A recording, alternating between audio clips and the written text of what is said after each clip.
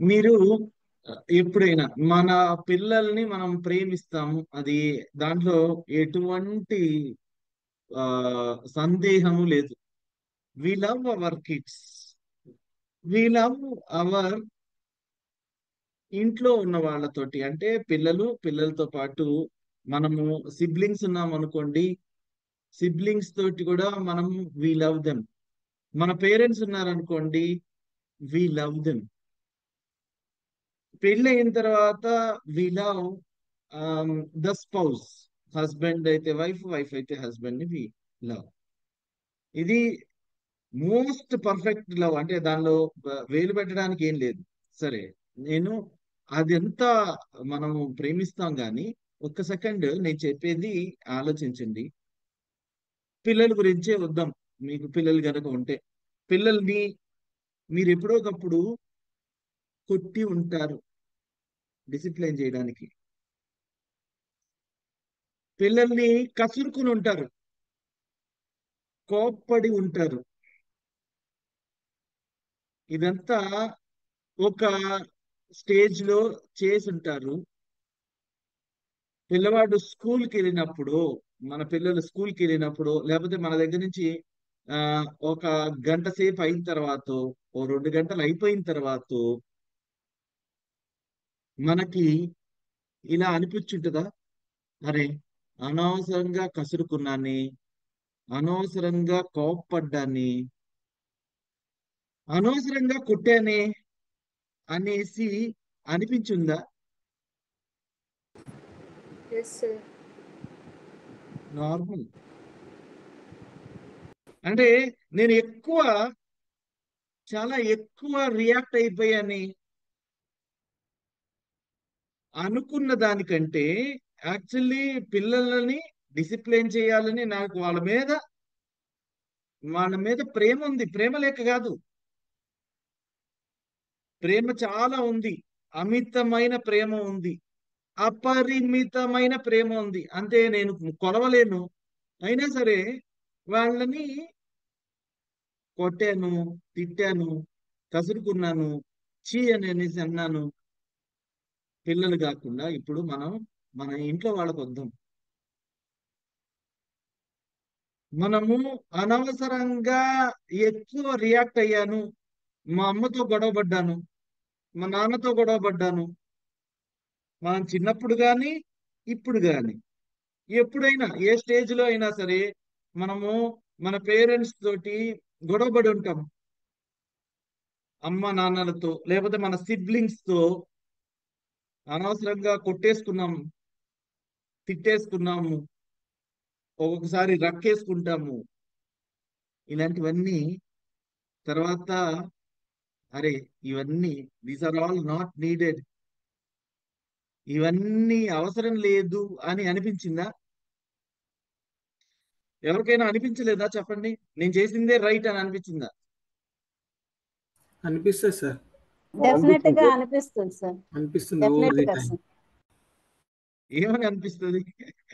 ఏమని అనిపించింది?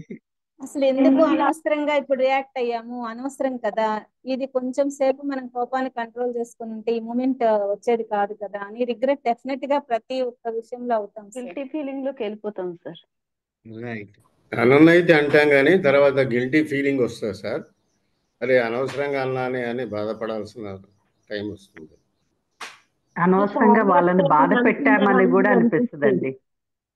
మళ్ళీ సారీ చెప్తే మళ్ళీ ఏమని అనుకుంటారా, అరిచే ముందు ఆలోచించలేదు అనుకుంటారా అనిపిస్తుంది.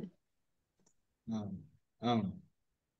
నెక్స్ట్ టైం ఇంకా బెటర్ గా హ్యాండిల్ చేయాలని అనుకుంటాం sir. Right, right. So next time ఇంకా బెటర్ గా హ్యాండిల్ చేద్దాం అనే దాని దగ్గరికి మళ్ళీ వద్దాం. ఇదైతే గ్యారంటీగా అనిపించిద్దిగా. యా, మనం అనవసరంగా రియాక్ట్ అయ్యాము, ఓవర్ రియాక్ట్ అయ్యాము అనేసి అనిపిస్తుందిగా. సో మనకి ఈ రిలేషన్స్ గురించి, మన పిల్లల గురించి ఆలోచిస్తాము కాబట్టి అలా అనిపిస్తుంది. ఒక్కొక్కసారి మనము ఎక్కువ ఆలోచించము, ఇలానే రియాక్ట్ అవుతాము.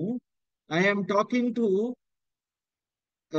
Talking in those situations where మనము ఒక క్యూలో ఉన్నాము, చాలా వెయిట్ చేస్తా ఉన్నాము. పక్కన వాడు ఎవడో క్యూ దాటేసి క్యూ జంప్ చేసి మనకంటే ముందు వస్తారు, వాళ్ళతో గొడవపడి ఉంటాం. ట్రైన్లోనో బస్సులోనో మనం సీట్ అని అనుకున్న దాని దగ్గర వాళ్ళు ఎవరో వచ్చేసి మనం అనుకున్న సీట్ మనం క్యూలో ఉన్న దాని నుంచి తప్పించేసుకుని వచ్చేసి ఉంటారు. సినిమా హాల్ అంటే ఇప్పుడు సినిమా హాల్లో పెద్ద క్యూలు లేవు, కానీ ఇట్లాంటి క్యూస్ క్యూ జంపింగ్ కానీ మీ మీ నుంచి ఆ మీ పక్క నుంచి వెళ్ళిపోతుంటే మీరంతా పేషెంట్ గా వెయిట్ చేస్తుంటే పక్క నుంచి రోడ్డు మీద మీ వెహికల్ దాటి వెళ్ళిపోయే వెహికల్ గురించి ఎప్పుడోకప్పుడు గొడవ పడి ఉంటాము. ఎక్కువ ఆలోచించి ఉండము. ఒకవేళ ఆలోచిస్తే మన పేరెంట్స్ తోటి, మన పిల్లలతోటి, మన సిబ్లింగ్స్ తోటి ఏదైతే ఇప్పుడు ఫీలింగ్ వచ్చిందో అనవసరంగా రియాక్ట్ అయ్యాము అనేసి అలాంటి అలాంటి విషయాల్లో మనం అనవసరంగా గొడవ పడ్డాము అని అనిపిస్తుంది. ఆఫ్టర్ ఎవ్రీథింగ్ ఈస్ డన్, ఎవరినైనా మాట అనేసాము, అరే నాకు కోపం వచ్చింది, నేను ఒక వేరే ఎమోషన్ లో వచ్చినాను, నేను అప్పటిదాకా బాగా వెయిట్ చేస్తున్నాను, లేకపోతే నేను అప్పటిదాకా చాలా భరిస్తున్నాను, నేను అప్పటిదాకా చాలా ఇబ్బంది పడ్డాను, ఆ తర్వాత బయటికి ఆ ఎమోషన్ అంతా మనము తీర్చేసుకుంటాం, కోప్పడేస్తాం. అసలు కొన్ని కొన్ని అయితే క్లాసిక్ కేసెస్ ఉంటాయి. మనము వెళ్ళేది గుడికి గుడికి గుడికి టెంపుల్ కి ఎందుకు వెళ్తామండి? టెంపుల్ కి ఎందుకు వెళ్తాము? మనసు ప్రశాంతంగా ప్రశాంతత ఆ ప్రశాంతంగా ఉండాలి అని అనుకున్నప్పుడు ఎక్కువ ప్రశాంతత పోగొట్టుకొని వెనక్కి తిరిగి వచ్చే వాళ్ళు ఉన్నారా? ఉన్నారండి, ఉన్నారు. చాలా మంది, చాలా సందర్భాలు. అంటే నేను ప్రతీకాత్మకంగా మీకు కొన్ని విషయాలను చెప్తున్నాను. ఏంటి అని అంటే, మనం ఏదైనా పని చేసేసిన తరువాత వి రిగ్రెట్, బాధపడతాం. అరే అనవసరంగా నేను ఓవర్ రియాక్ట్ అయ్యాను, నేను అనవసరంగా ఎవరినో ఇబ్బంది పెట్టేశాను. మనం కూర్చుని ఆలోచిస్తే ఖచ్చితంగా మనం ఎప్పుడైతే ఓవర్ రియాక్ట్ అయ్యామో వాటి గురించి మనకి గిల్టీ ఫీలింగ్ వస్తుంది. ఒక్కొక్కసారి మన ఈగో చాలా హైటన్ అయిపోయినప్పుడు ఈ గిల్టీ ఫీలింగ్ రాకపోవచ్చు. ఈగో బాగా హైటన్ అయిపోవడం అంటే, ఇదిగో నేను చేసింది కరెక్టే, వాడు క్యూ జంప్ చేశాడు, he has jump the queue, అందుకని నేను అలా రియాక్ట్ అవ్వడం కరెక్టే అనేసి మన ఈగో మనల్ని యు ఆర్ రైట్ అని అనిపిస్తుంది. మన ఈగో బహుశా ఇప్పుడు పేరెంట్స్ కూడా కొంతమందిని పిల్లల్ని కొట్టేసిన తర్వాత, అరే నేను ఎందుకు కొట్టానంటే వాడి మంచి కోసమే, పిల్లవాళ్ళు బాగుపడతారనే కదా నా బాధ, నేను ఎందుకు ఇదంతా పొద్దున లేచి కష్టపడుతోంది, సంపాదిస్తోంది, బండెడు చాకరీ చేస్తోంది అని మనకి మనము సమర్థించుకుంటా ఉంటాము. ఈ సమర్థన నేను తప్పో రైటో అనడంలా, సమర్థన ఉంటుంది. ఆ సమర్థన గురించి నేను అసలు ఈరోజు టాపిక్ కానీ కాదు. మన టాపిక్ ఈజ్ అబౌట్ రిగ్రెట్. సమర్థన వచ్చినప్పుడు రిగ్రెట్ ఉండకపోవచ్చు, కానీ కరెక్ట్ గా ఆలోచిస్తే ఈ సమర్థన ఉంటూనే ఉంటుంది. ఈ కరెక్ట్ గా ఆలోచిస్తే ఈ రిగ్రెట్ ఉండనే ఉంటుంది. మనము ఓవర్ రియాక్ట్ అయిన ప్రతిసారి మీరు సరిగ్గా ఆలోచించి, పక్కన ఇంట్లో వాళ్ళతో మనకు గొడవ ఉంటుంది అనుకుందాం. ఫర్ ఎగ్జాంపుల్, ఇదేది అన్కామన్ కాదు, మనందరి ఇళ్లలోనూ ఉండే కామన్ విషయమే. పక్కన వాళ్ళ ఇంట్లో ఎప్పుడు మనమే రైట్ అనిపిస్తుంది, ఎప్పుడు పక్క వాళ్ళు తప్పు అనిపిస్తుంది. ఒకవేళ పొరుగు మంచిది కాకపోతే మీకు మీరు కూర్చుని గనక ఆలోచిస్తే, సావకాశంగా ఆలోచిస్తే, you will find you have unnecessarily over reacted and మీకు ఆ రిగ్రెట్ వచ్చి ఉంటుంది. మనకి రిగ్రెట్ రాలేదంటే మనం దాని గురించి ఆలోచించలేదు, లేకపోతే మనకి టైం లేదు, లేకపోతే మన ఈగో హైటన్ అయిపోయి మనము చేసింది రైట్ అని సమర్థించి చక్కగా సిమెంట్ చేసేస్తుంది మన ఈగో. యు ఆర్ రైట్ అని చెప్తా ఉంటది. నేను మిమ్మల్ని ఇదిగో ఈగో హైటన్ చేయడం గురించి చెప్పట్లేదు, రిగ్రెట్ అవ్వమని చెప్పట్లేదు. నేను చెప్పాలి అని అనుకున్న విషయం ఏంటి అని అంటే, మనకి ఒకవేళ గనక రిగ్రెట్ లేకుండా ఉంటే, రిగ్రెట్ ఎందుకు ఉండదు? రిగ్రెట్ లేకుండా ఎప్పుడు ఉంటుంది? మనం ఓవర్ రియాక్ట్ అవ్వకుండా ఉంటే, మనము ఎక్కువ ఓవర్ రియాక్ట్ అవ్వకుండా ఉంటే మనం అనవసరంగా బాధపడకూడదు కదా. మనం నిన్న అనుకున్నాం, ఏదైనా నెగిటివ్ ఫీలింగ్ ఉంటే దాన్ని నెగేట్ చేయడానికి, ఆ నెగిటివ్ ఫీలింగ్ ని కప్పిపుచ్చడానికి ఎన్నో పాజిటివ్స్ చేయాలి అనేసి. మనకు అసలు రిగ్రెట్ అనేది కూడా ఒక నెగిటివ్ ఫీలింగ్. ఈ రిగ్రెట్ లేకుండా మన జీవితాన్ని మనము ముందుకు నడపొచ్చా?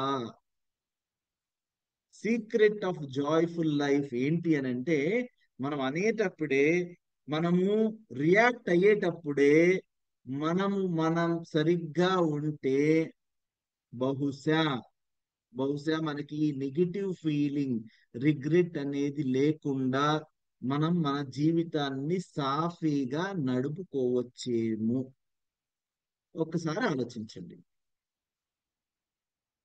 నేను చెప్పింది అర్థమైందా అండి? Anybody will try to tell me, నేను చెప్పిన 2-3 సెంటెన్సెస్ లో what I have try to tell you.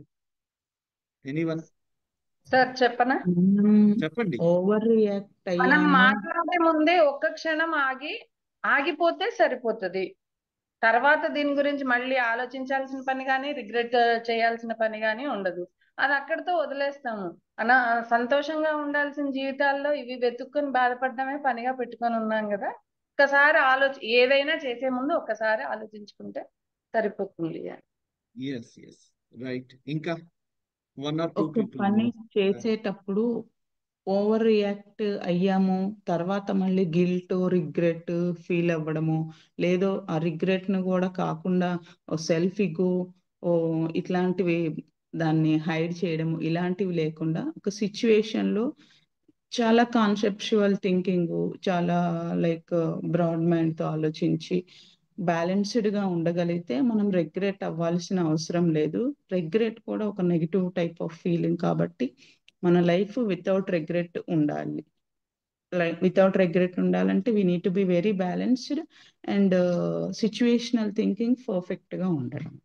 అది సార్ మీరు ఇప్పుడు చెప్పారు. రైట్. Very sir, good. ఒక డౌట్ అడుగుతా. చెప్పండి. సార్, మీరు చెప్పండి. చెప్పింది కరెక్టే, కానీ మనము కోపంలో ఉన్నప్పుడు మన బ్రెయిన్ మనకి ఆ థాట్స్ రానివ్వదు కదా. అరే, కోపం పెరిగిపోతూ ఉంటుంది కానీ మనం కూల్ అవ్వాలి అని రాదు కదా. సో ఆ మోడ్స్ కి మనం ఎలా చేంజ్ అవ్వాలి? ఎస్ దాని గురించి వద్దాం, మాట్లాడదాం. ఓకే. దాని గురించి కూడా మాట్లాడదాం. సార్ నాకు చిన్న క్వశ్చన్, అంటే రిపీట్ చేస్తున్నప్పుడు మనకు కొంచెం ఓవర్ రియాక్ట్ కాకపోతే వాళ్ళు వినర్ అనే ఉద్దేశం ఉంటుంది కదా సార్, అప్పుడు ఓవర్ రియాక్ట్ అవును. కావాల్సి వస్తుంది. రైట్. దానికి వీళ్ళు అది కూడా నగి- వస్తుంది, మనం మాట్లాడదాం. దాని గురించి కూడా మాట్లాడదాం. నేను ఇప్పుడు అయితే టాపిక్ అయితే ఈ రిగ్రెట్ గురించి మనము మాట్లాడుకుంటా ఉన్నాము. ఈ టాపిక్ ఇప్పుడు అంత సింపుల్ది, లేకపోతే ఆ, తొందరగా చెప్పేయగలిగేది కాదు. We will deal with all of your questions at the end.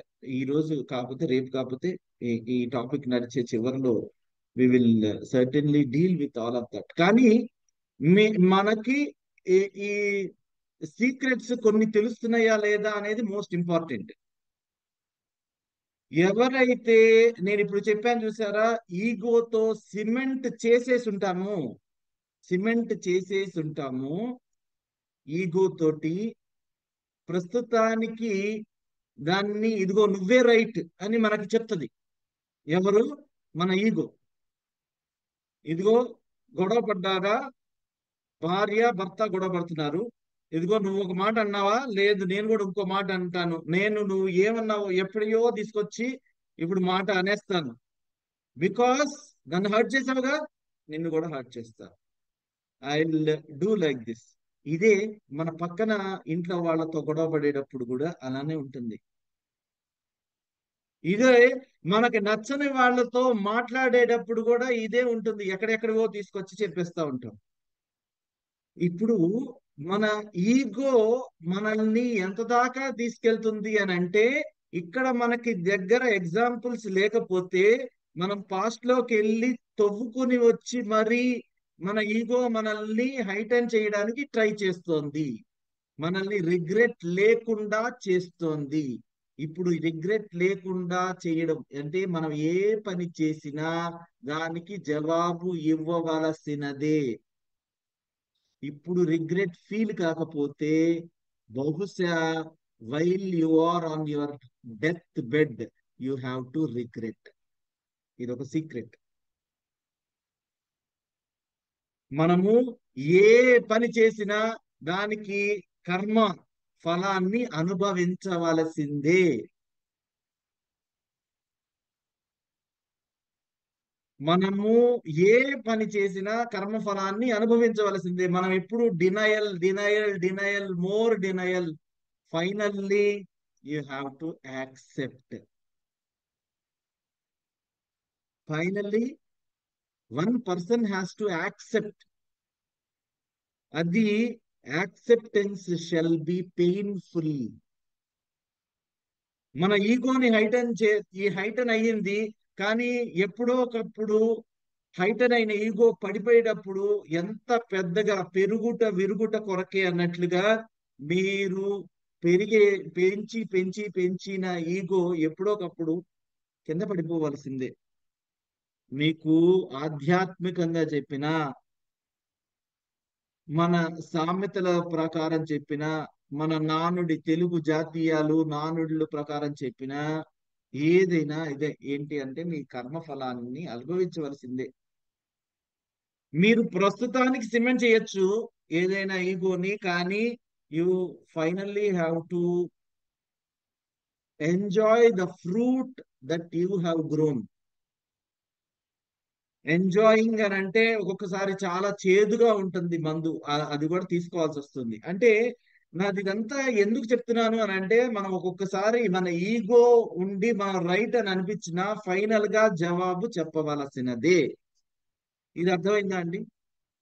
Do you understand? Are ఇది జవాబు చెప్పవలసిన అవసరం లేదా అని అనిపిస్తుందా ఎవరికైనా? జవాబు ఎవరికి చెప్పుకోవాలి సార్? మన మనసుకి చెప్పుకోవాలా, పబ్లిక్ చెప్పుకోవాలా, లేకుంటే? చెప్తా, అది చెప్తాను. దట్ ఈస్ ఎగ్జాక్ట్లీ వై నేను మిమ్మల్ని నిన్న ఒక ఆథర్ పేరు చెప్పాను. పేరేంటండి? ఎవరైనా చదివారా? వాళ్ళ గురించి తెలుసుకున్నారా? Yeah, Ashok garu rise the hand. చెప్పండి, బ్రానీ వేర్ గురించి చెప్పండి సార్. షీజ్ అంటే ఒక Australian author sir, singer and some other. ఆవిడ పాలియేటివ్ కేర్ అంటే లైఫ్ లాస్ట్ ఎండ్ లో ఉండేటప్పుడు ఎవరైతే ఉన్నారో ఆ పేషెంట్స్ ని నర్స్ చేసేవారు ఆవిడ. సో ఆవిడ చాలా విషయాలు వాళ్ళ దగ్గర నేర్చుకున్నారు. ఎలాంటి వాళ్ళైనా at the end of the death bed వాళ్ళు ఉన్న అన్ని రిగ్రెట్స్ ని వాళ్ళు అక్కడ పశ్చాత్తాపడతారు, కోప్పడతారు, చాలా బాధపడతారు వాళ్ళు చేసిన మిస్టేక్స్ అన్నిటికి. At the end of the time they accept it. వాళ్ళ యొక్క డెత్ ని యాక్సెప్ట్ చేసి పీస్ఫుల్ గా ఇదవుతుంది. సో ఆవిడ ఒక బుక్ రాశారు సార్, 5 Regrets of Dying అని చెప్పి. చాలా మంచి పాయింట్ సార్ ఆ 5. మనం ఏంటంటే ఫస్ట్ ఆఫ్ ఆల్ మనకి ఆ ధైర్యం ఉండదు మన లైఫ్ మనం బతకడానికి. మనం ఎప్పుడు మనం ఎలా బతకాలనుకుంటాం అలా బతకం. వేరే ఒక ఎక్స్పెక్టేషన్ ఎలా బతకాలో అలా బతుకుతాం అనుకుంటాం. మీరు చెప్పినట్టు ఎక్స్పెక్టేషన్ ఎరర్స్ లో ఉండి బతుకుతాం. సో అది చాలా లేట్ గా వాళ్ళు రిగ్రెట్ అవుతారు అనేసి, అంటే ఎండ జీవితం చర్మాంకంలో వాళ్ళు అది రియలైజ్ అవుతారు. సెకండ్ థింగ్, మనం చాలా హార్డ్ గా వర్క్ చేస్తాం. అంటే ఒక ట్రెడ్మిల్ లో మనం అలా పని చేయాలి మనం ఆ పాయింట్స్ వద్దాం. అంటే she has return this book. ఆ పాయింట్స్ అనేది 5 రిగ్రెట్స్ అనేది మనం తర్వాత మాట్లాడుకుందాము, దాన్ని Sure. డీటెయిల్ గా మాట్లాడుకుందాం. Okay, so it is about, so somebody also has raised hand. Prasanna Lakshmi గారు చెప్పండి, అన్మ్యూట్ చేసుకొని చెప్పండి. సార్ అదే సార్, సార్ చెప్పింది చెప్దాం అనుకున్నాను. రైట్. బోరీ గారు ఆవిడ పుట్టింది February 1967, 19th sir. Australian author, song రాశారు సార్, మోటివేటర్ టీచర్. అంటే ఆ బుక్ రాసింది the top 5 regrets of the dying, and ఇంకో 2 బుక్స్ రాసింది సార్. ఆవిడ 45 years అప్పుడు ఒక డెలివరీ అయ్యింది ఆవిడకి, దాని గురించి బ్లూమ్స్ అని ఇంకో బుక్ కూడా రాసింది సార్. అట్లాగే ఆ 5 రిగ్రెట్స్ అనేది చాలా బాగా ఫేమస్ అయింది. ఆ 5 రిగ్రెట్స్ గురించి మనం మాట్లాడదాం అన్నారు కదా సార్. ఎస్, ఆ మన పాయింట్స్ అవి టాపిక్ నోట్ ఏంటంటే చేసుకున్నాను. Yes, right right, regret. Book లో ఆవిడ ఏమి రాసింది, వారి గురించి మనము ఆ, కొంచెం మనకి ఏం అవసరమో అంతవరకే తీసుకున్నాము. సో మన ఫ్రెండ్స్ చెప్పారు, అశోక్ గారు, ప్రసన్న లక్ష్మి గారు. For those who are unable to follow, నేను మళ్ళీ I will be telling about this author. Bronnie Ware అనే ఆవిడ ఒక నర్స్. ఓకే, ఆవిడ వృత్తిపరంగా ఒక నర్స్.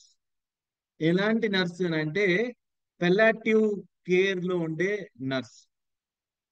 పెల్లాటివ్ కేర్ అంటే ఇంకొన్ని రోజులలో ఈ ఈ పర్సన్ ఖచ్చితంగా చచ్చిపోతారు అని తెలిసిన వాళ్ళకి, అంటే జనరల్ గా ఓల్డ్ ఏజ్, లేకపోతే రోగము, లేకపోతే క్యూర్ చేయలేని రోగాల్లో ఉన్న వ్యక్తులు ఖచ్చితంగా, మనందరికీ తెలుసు that we will all be leaving this world. కాకపోతే మనకి కరెక్ట్ గా ఎన్ని సంవత్సరాలకి, ఎన్ని నెలలకి, ఎన్ని రోజులకి చచ్చిపోతామో తెలియదు. కానీ ఈ పెలాటివ్ కేర్ లో ఉన్న వాళ్ళకి మాత్రం తెలుస్తుంది. ఇదిగో క్యాన్సర్ వచ్చింది, నువ్వు నీకు యూ విల్ హ్యావ్, డాక్టర్ చెప్తాడు కదా సినిమాల్లో, యూ విల్ హ్యావ్ ఓన్లీ 3 వారాలు లేకపోతే 3 నెలలు అని చెప్తారు చూసారా. అలాంటి ఆ, దగ్గర పనిచేసే ఆవిడ. క్యాన్సర్ అనే కాదు, old age people, old age ఉన్న వాళ్ళందరూ వెంటనే చచ్చిపోరు. కాకపోతే వీళ్ళకి డెఫినిటివ్ టైమ్ ఆఫ్ డెత్ తెలుసు, because of other complications. Just ఊహించండి ఎంత ఇబ్బందిగా ఉందో మనకి చెప్పడానికి. We all know that will all not be here after some time. ఒక 50 ఏళ్ళు, 100 ఏళ్ళు తర్వాత మనం ఇక్కడ ఉండం, గ్యారంటీ ఉండం. 100 ఏళ్ళ తర్వాత అయితే గ్యారంటీ ఉంటాం మనం అందరం, సరే. సో కానీ వీళ్ళకి ఈ డెఫినేటివ్ టైం అనేది తెలుస్తుంది ఈ డెత్ లో. అది కొన్ని వారాలు. ఈవిడ దగ్గరకు వచ్చిన పేషెంట్స్ ఎట్లా ఉన్నారు అని అంటే 3 వారాల నుంచి 12 వారాల లోపు చనిపోయే వాళ్ళందరినీ తిని చూసింది. దాన్ని చూసి వాళ్ళని, అంటే వాళ్ళు చనిపోతున్నారు, వాళ్ళకి తెలుసు, ఈవిడికి తెలుసు.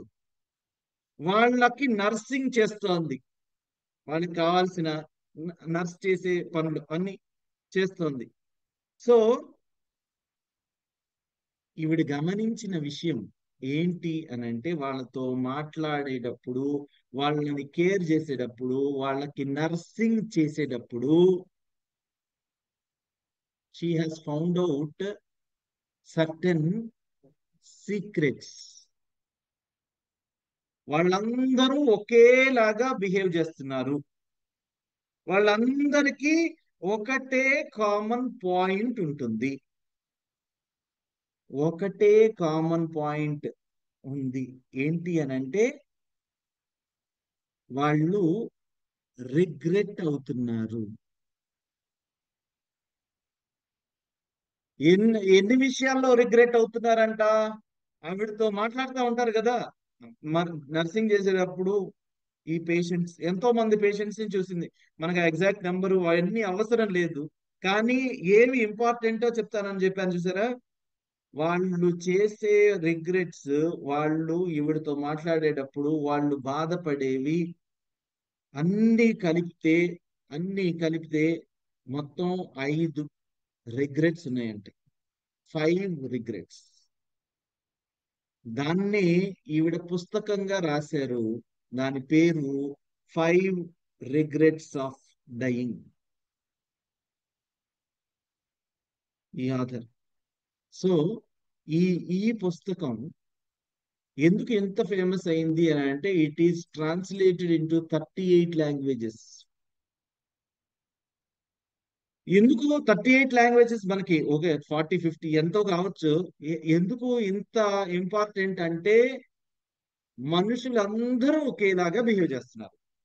మనుషులందరికీ వాళ్ళ డెత్ టైం వచ్చినప్పుడు వాళ్ళకి ఈ 5 రిగ్రెట్స్ ఉండనే ఉంటున్నాయి. 5 regrets of dying. So that was why this was very, very popular. మనం ఆ 5 రిగ్రెట్స్ ఏంటి అని అంటే, దాన్ని మనం వచ్చే క్లాసెస్ లో చెప్పుకుందాము. మనం అసలు టాపిక్, మన ఈరోజు టాపిక్ ఏంటంటే, మనం ఎప్పుడు రిగ్రెట్ అనేది నెగిటివ్ ఫీలింగ్, రిగ్రెట్ తో ఉండే నెగిటివ్ ఫీలింగ్ తో ఉన్నప్పుడు పాజిటివ్ గా ఉండలేము. నిన్న మనం చెప్పుకున్నాం, ఏదైనా నెగిటివ్ ఫీలింగ్ ఉన్నప్పుడు పాజిటివ్ గా ఉండలేము. మనం ఇప్పుడు పిల్లల్ని కొట్టేసి మనం రిగ్రెట్ అవుతా ఉన్నాం. మనం ఆ రిగ్రెట్ లేకుండా చూసుకోవచ్చా అనే క్వశ్చన్ దగ్గర ఉన్నాం. సరేనా? మనం ఆవిడ 5 రిగ్రెట్స్ ఏంటి అనేది రేపొద్దున చూద్దాము. ఆ 5 రిగ్రెట్స్ ఏంటి అనేది మనం చూద్దాం. మనకి తెలిసి తెలియకుండా 1-2 రిగ్రెట్స్ ఆల్రెడీ టచ్ చేసాం. ఓకే. ఆవిడ కనుక్కున్న మోస్ట్ ఇంపార్టెంట్ పాయింట్ ఏంటంటే, రిగ్రెట్ కంటే కూడా చనిపోయేటప్పుడు కూడా మనుషులు ఎదుగుతూనే ఉంటారు. They grow, not physically but maturity పరంగా గ్రో అవుతారు. ఎప్పుడు గ్రో అవుతారు అని అంటే, సురేంద్ర గారు ఏంటి వాయిస్ క్లియర్ గా లేదా? సార్ ఒక కమల గారు రిప్లై పెట్టారు సార్, అది వాయిస్ రావట్లేదని పెట్టారు. నేను క్లియర్ గా ఉందని పెట్టాను. Right right okay. మిగతా వాళ్ళందరికీ క్లియర్ గా ఉంది కదా? Any any not no issue? Wonderful wonderful. మనుషులు దే గ్రో. ఎలా ఎలా అంటే, even during on their death bed వాళ్ళు మెచ్యూరిటీ పరంగా గ్రో అవుతారు. ఎప్పుడు ఈ గ్రోత్ ఫాస్ట్ గా ఉంటుంది అని అంటే, when they are faced with their own mortality. మేము చచ్చిపోతాము అని తెలిసిన తర్వాత వాళ్ళు చాలా త్వరగా మెచ్యూరిటీని సాధిస్తారట. సో తను అంటుంది, ఈ కెపాసిటీ ఫర్ గ్రోత్ ప్రతి వాళ్ళల్లోనూ ఉంటుంది. ఈ కెపాసిటీ ఫర్ గ్రోత్ అనేది అంటే, గ్రో అయ్యేటప్పుడు వాళ్ళ కేపబిలిటీ ఉంది కదా, ప్రతి వాళ్ళల్లో ఎదగొచ్చు. మనల్ని ఎదగనివ్వకుండా బహుశా మన ఈగో ఆపేస్తుంది. ఈ కెపాసిటీ ఫర్ గ్రోత్ ప్రతి వాళ్ళలో ఉంటుంది.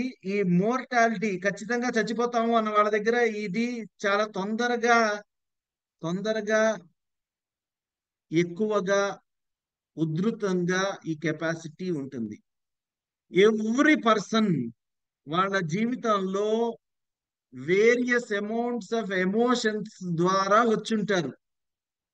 Each experienced a variety of emotions. ఈవిడ దగ్గర ఉన్నప్పుడు ఆ 3 వారాల నుంచి 12 వారాల లోపు చనిపోయే వాళ్ళు కూడా ఈవిడ దగ్గర ఉన్నప్పుడు వాళ్ళతోటి బయట వాళ్ళ చెప్పేసుకోవాలి అని అనుకుంటారు కదా. చాలా ఎమోషన్స్ ద్వారా వెళ్తారు. మొదట దే యాజ్ ఎక్స్పెక్టెడ్ ప్రతి వాళ్ళకి భయం ఉంటుంది. అమ్మో నేను చచ్చిపోతాను, భయం. తర్వాత డినయల్, నేను చచ్చిపోను, నేను బ్రతుకుతాను, denial, fear, anger, remorse and more denial, ఇంకా ఎక్కువ డినయల్ ఉండి, అండ్ ఫైనల్లీ యాక్సెప్టెన్స్. ఈ ఎమోషన్స్ అన్నిటి ద్వారా వెళ్తారు. కానీ ఎప్పుడైతే యాక్సెప్ట్ చేస్తారో, they have gone, they have left this world with peace.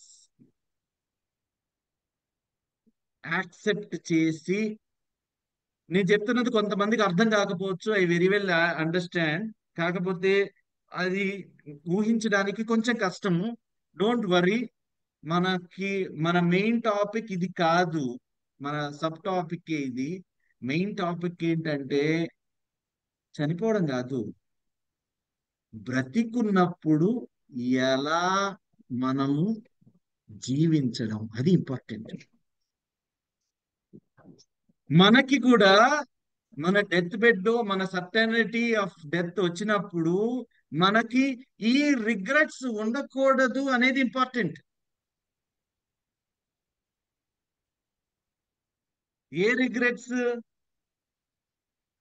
Regrets ఉన్నాయో మనము రేపు 5 రిగ్రెట్స్ ఉన్నాయంట, వాటి గురించి మనం మాట్లాడదాం. అర్థమవుతుందా అండి? Yeah, I have some hand raises. Indira గారు, శివప్రసాద్ గారు చెప్పండి ప్లీజ్. శివప్రసాద్ గారు చెప్పండి. Sir good morning sir. 2 lines sir. ఉరుకుల పరుగుల మా ప్రయాణాన్ని బ్రహ్మముహూర్తంతోనే మార్చేస్తున్నారు. జీవితం అంటే బ్రతకడం మాత్రమే తెలిసిన మాకు జీవితాన్ని జీవించడం ఎలాగో నేర్పుతున్నారు. అనవసర ఆలోచనలతో మునిగిపోయిన మా జీవన నావను జీవన సాగరంలోని మాధుర్యాన్ని ఎలా ఆస్వాదించాలో తెలియజేస్తున్నారు. సూర్యుని కిరణాల కోసం ఎదురు చూసే పొద్దుతిరుగుడు పూల ప్రతి ఉషోదయం మీ మాటల కోసం ఎదురు చూస్తున్నాం.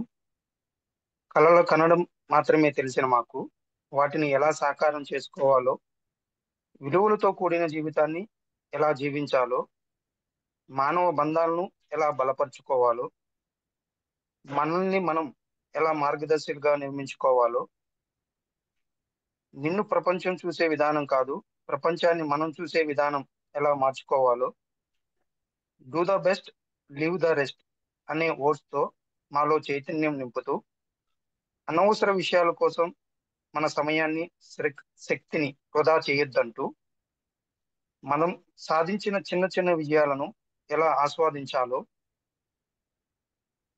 కల్మషం లేని చిన్న పిల్లల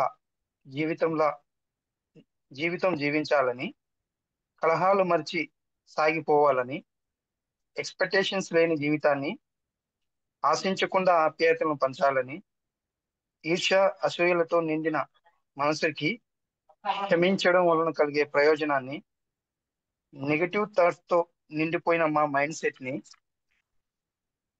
పాజిటివ్ థాట్స్ వైపు ఎలా తీసుకురావాలో,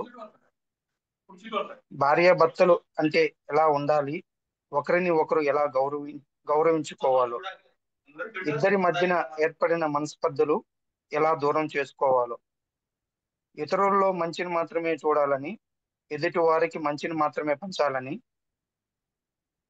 మనం చేయలేము అన్న వారి మాటలను ఛాలెంజ్ గా ఎలా తీసుకోవాలో